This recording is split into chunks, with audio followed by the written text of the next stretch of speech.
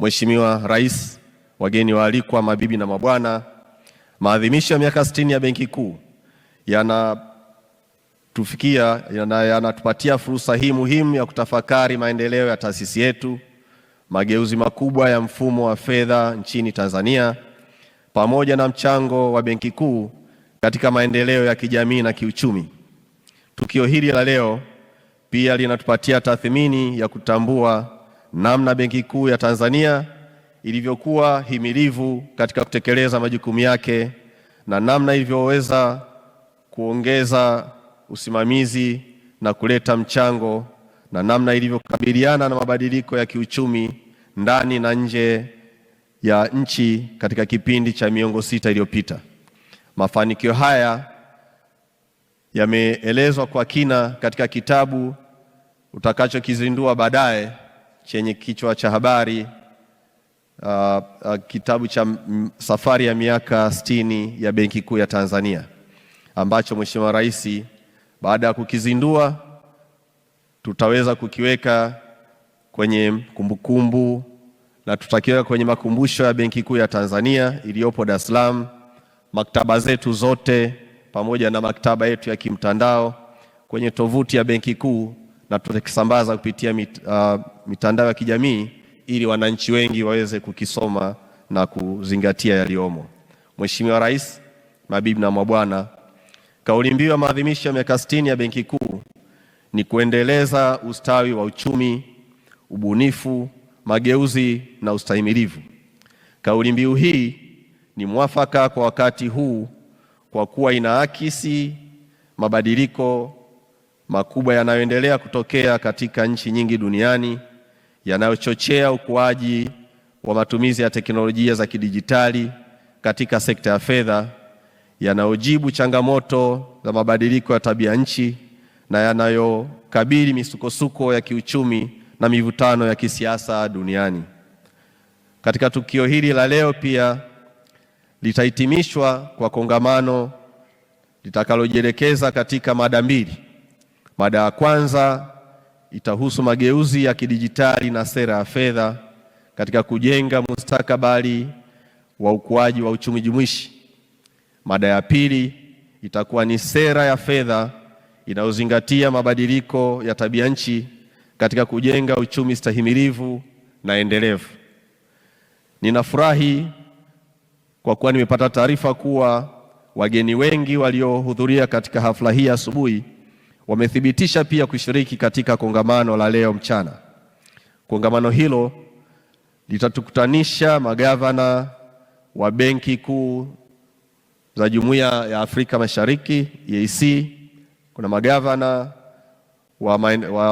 kutoka katika nchi za Jumuiya ya Maendeleo Kusini mwa Afrika SADC, viongozi waandamizi wa Benki Kuu kutoka Afrika na bara la Asia, pamoja na wasomi mashuhuri wanazuoni kutoka Chuo Kikuu cha Oxford, Chuo Kikuu cha Peking China, sambamba na taasisi nyingine za kifedha za kimataifa, na kama alivyosikia pia shirika la elimu la masuala ya fedha jumuishi kwa maana Alliance for Financial Inclusion, washirika wa maendeleo, taasisi za elimu, sekta binafsi na wadau wengine. Ninaamini mijadala hii italeta manufaa makubwa kwa watakaoshiriki. Hivyo ninawakaribisha wote ili tuendelee kunufaika katika elimu itakayotolewa na tuweze kubadilishana uzoefu kwa faida zetu na taasisi tunazozitumikia. Mheshimiwa Rais, tangu Benki Kuu ya Tanzania ilipoanzishwa mwaka 1966 imepitia mageuzi makubwa ya kiutawala na kiuchumi, ikiwa ni pamoja na katika masuala ya fedha na mifumo ya malipo. Katika miaka ya mwanzo, Benki Kuu ilifanya kazi kwa kutumia sera ya fedha iliyokuwepo wakati ule pamoja na mifumo ile ya makaratasi, yani manual system, ambao mfumo ule ulikuwa ukisimamia sekta changa ya fedha kwa kutekeleza sera ya fedha na malengo ya serikali ya wakati huo chini ya mfumo wa ujamaa na kujitegemea, ambapo sekta zote zilikuwa zinasimamiwa na serikali. ikiwemo utoaji wa mikopo kwa sekta chache muhimu zilizokuwa zinaelekezwa na serikali. Hadi 1991 sekta ya benki ilikuwa na mchango mdogo katika ukuaji wa uchumi, ikiwa ni takribani 20% ndani ya sekta ya fedha. Baada ya mageuzi ya mwaka 1991, majukumu na uwezo wa Benki Kuu uliongezeka kufuatia mahitaji makubwa ya ukuaji wa uchumi pamoja na mabadiliko ya mfumo wa fedha duniani. Kama mnavyokumbuka, mwaka 1991 sekta ya benki ilikuwa bado ni ndogo sana. Ilikuwa na benki 3 tu za serikali, huku viwango vya mikopo chechefu vikiwa zaidi ya 20%. Uchumi ulikuwa ukikabiliwa na changamoto mbalimbali, ikiwemo mfumuko wa bei wa zaidi ya 20%, deni kubwa la taifa, akiba ya fedha za kigeni ilikuwa ndogo sana inayokidhi mahitaji ya uagizaji wa bidhaa kutoka nje kwa kipindi cha mwezi mmoja pekee, na ukuaji wa uchumi ulikuwa chini ya 5%. Mageuzi ya sekta ya fedha yaliyoanzishwa mwaka 1995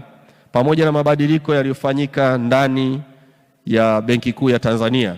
yameleta mafanikio makubwa ambayo tunaweza kujivunia leo hii kufikia viwango vya benki bora miongoni mwa benki kuu duniani.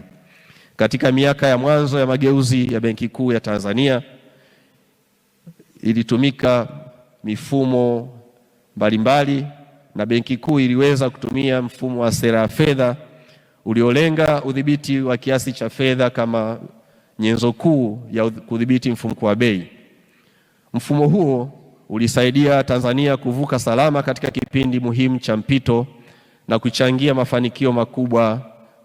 ya kiuchumi. Katika miaka 3 iliyopita, wastani wa mfumuko wa bei ulikuwa katika wastani wa 3.5%, ikiwa ni ndani ya lengo la 3 hadi 5% ya kipindi chetu cha muda wa kati. Haya ni mafanikio makubwa ikilinganishwa na kiwango cha mfumuko wa bei wa 35.3% kilichokuwepo miaka ya 1994. Aidha, katika kipindi cha miaka 25 iliyopita, uchumi wa Tanzania umeendelea kukua kwa wastani wa 6.2% na ulikuwa juu ya wastani wa 4.4% ambao ndo lengo lililowekwa katika nchi za kusini mwa jangwa la Sahara. Wakati huo wastani wa mikopo kwa sekta binafsi umeongezeka zaidi ya mara 2 kutoka 6.6% ya pato la taifa mwaka 1994 hadi 16% kwa mwaka 2025, jambo linaloonyesha uimara wa mfumo wa kifedha uliopo nchini.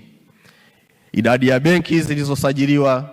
imeongezeka kutoka benki 3 zilizokuwepo mwaka 1991 hadi kufikia benki 42 kwa sasa, huku viashiria vyote vya uhimilivu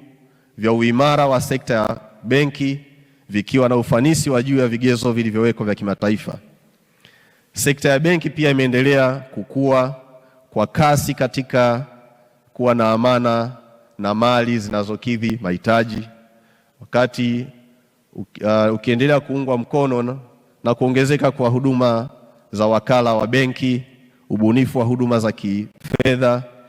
na matumizi makubwa ya huduma za kibenki za kidijitali. Ubora wa mali katika benki pia umeendelea kuongezeka na kuimarika, jambo linaloonyesha mazingira mazuri ya ufanyaji wa biashara hapa nchini. Hili linadhihirishwa na kushuka kwa kiwango cha mikopo chechefu hadi 2.9% mwezi Februari 2026, ikiwa ni chini ya kiwango kinachohimilika kimataifa cha 5%. Katika usimamizi wa mifumo ya taifa ya malipo, Benki Kuu pia imeendelea kuhakikisha kwamba huduma za malipo ni bora, salama na za uhakika nchini kote. Hii imeendelea kusimamiwa na Benki Kuu na kuhakikisha kwamba panafanyika maboresho ya mifumo ya malipo, ikiwemo pamoja na mifumo ya kufanya miamala mikubwa kwa maana ya interbank Settlement System ya TIS pamoja na Tanzania Automated Clearing House yani TACH, ule mfumo unaotumika kwa ajili ya kuclear hundi, pamoja na mifumo ya miamala midogo kama ule wa Electronic Fund Transfer yani ETF, pamoja na Tanzania Instant Payment System yani TIPS. Ukuaji wa huduma hizi za kifedha kupitia simu za mikononi pamoja na maendeleo ya teknolojia ya TEHAMA umeongeza zaidi ufanisi wa mifumo ya malipo hapa nchini. Kwa sasa benki zote zilizopo nchini zinatoa huduma zake kidijitali. Ni muhimu kutambua kuwa wakati miamala mikubwa inafanywa zaidi kupitia benki, miamala midogo nayo imeendelea kufanyika na kuimarishwa zaidi katika utoaji wa huduma za fedha kupitia simu za mkononi. Aidha, malipo makubwa ya serikali na ukusanyaji wa mapato ya kodi imeendelea kufanywa kupitia mifumo ya kielektroniki inayosimamiwa na Benki Kuu ya Tanzania, na matumizi ya mifumo hii imeongeza ufanisi na kupunguza gharama kwa mtu mmoja na hata taifa kwa ujumla. Mheshimiwa Rais, sekta ya nje pia imeendelea kuwa himilivu na kuwa thabiti ikiwa inasimamia uchumi mpana. Kwa zaidi ya miaka 25 Benki Kuu imeendelea kujenga na kulinda akiba ya fedha za kigeni, ikihakikisha uwepo wa uwezo mkubwa wa kuagiza bidhaa kutoka nje ya nchi kupitia huduma zilizopo kwa zaidi ya miezi minne. Kwa sasa kiwango cha akiba yetu ya fedha za kigeni kinatosha uagizaji wa huduma na bidhaa kutoka nje kwa zaidi ya miezi 4.8, ikiwa ni juu ya kiwango kilichowekwa kisheria cha miezi 4. Ubunifu mkubwa pia umeendelea katika uimarishaji wa akiba yetu ya fedha zetu za kigeni ambao umechangiwa na mpango wa ununuzi wa dhahabu ulioanzishwa Oktoba 2024. Kupitia mpango huu wa kununua dhahabu kwa kutumia fedha zetu shilingi ya Tanzania, Benki Kuu imeendelea kununua dhahabu inayozalishwa nchini na kuongeza akiba ya fedha za kigeni na kuendelea kuboresha mgawanyo wa akiba na kuhakikisha rasilimali za taifa zinaendelea kuchangia moja kwa moja katika utulivu wa fedha hapa nchini. Mpango huu umefanikiwa kutokana na mageuzi makubwa ambayo Mheshimiwa Rais umeyasimamia katika serikali yako, pia kupitia ushirikiano tunaopata kutoka kwenye sekta ya madini, ikiwa ni pamoja na usimamizi madhubuti wa kisheria pamoja na kuongeza uwazi na kusimamia fursa mbalimbali zilizopo katika sekta ya madini. Mpango huo unaendelea kuwanufaisha wote wanaoshiriki kwenye mfumo na mnyororo wa sekta ya madini kwa mtu mmoja pamoja na taasisi zao, ikiwa ni pamoja na kuweka rasilimali zetu kama nguzo ya kimkakati ya kujenga ustahimilivu wa muda mrefu katika sekta ya nje na uthabiti wa sekta ya fedha, ambapo hadi kufikia juzi tarehe 10 Benki Kuu imeweza kuwa na dhahabu ya tani 27.5 ambazo zina thamani ya takriban shilingi trilioni 10 za Kitanzania. Mheshimiwa Rais, mafanikio mengine yanayoakisi kwa namna ya kipekee safari ya miaka 60 ya Benki Kuu ni pamoja na kupanuka kwa huduma jumuishi za kifedha nchini kupitia ushirikiano endelevu kati ya Benki Kuu pamoja na sekta mbalimbali na wadau wote hapa nchini. Tumeendelea kuimarisha na kuwafikia Watanzania wengi zaidi kama alivyokuwa amesema hapa Dr. Alfred Hanagi. Mheshimiwa Rais, mazingira ya kifedha duniani yameendelea kubadilika kwa kasi kutokana na kukua kwa teknolojia ya kifedha pamoja na ubunifu mwingine mpya unaojitokeza hapa duniani. Benki Kuu ya Tanzania imeendelea kuwa sehemu ya mabadiliko haya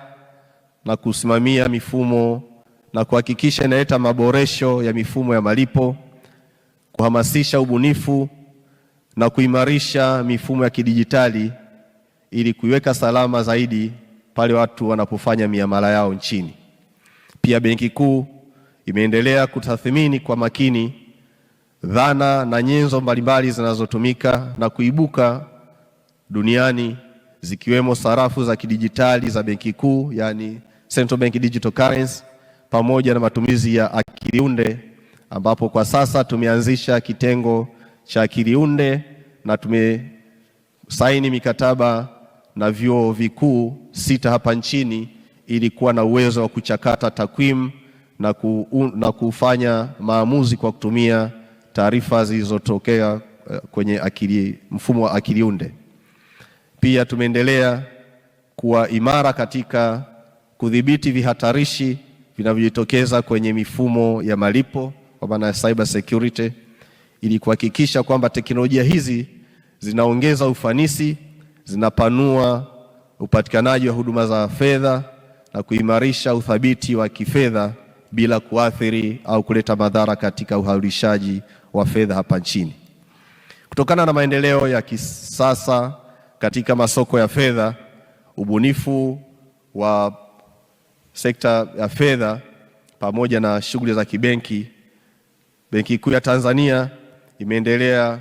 kutekeleza majukumu yake ikiwemo mabadiliko yanayojitokeza hapa nchini. Mabadiliko haya yameonyesha dhamira yetu ya dhati ya kuendelea kusimamia vihatarishi